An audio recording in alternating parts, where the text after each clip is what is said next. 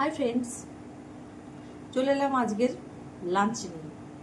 আজকে তো নীলষষ্ঠী, তাই আমার কাছে যা যা প্রিপারেশান দেখছো সব কিছুই নিরামিষই, একটাতেও পেঁয়াজ রসুনের কোনো ছোঁয়া নেই। ঠিক আছে, তো বলা যাক আজকে কী কী আমি লাঞ্চের প্রিপারেশান নিয়ে বসছি।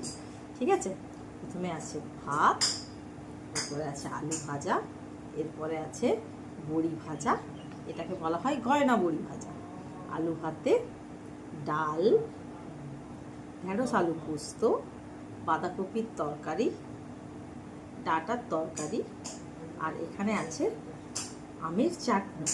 আর যেহেতু গরমকাল সেহেতু একটু কোল্ড ড্রিঙ্কস সাথে চাই, তাই তো। চলো, আমার তো এই দিয়ে আজকে আমি আমার লাঞ্চ সারবো। তো তোমরা কে কী দিয়ে লাঞ্চ করলে আমার সঙ্গে একটু শেয়ার করো, আমার ভালো লাগবে। ওকে, বাই।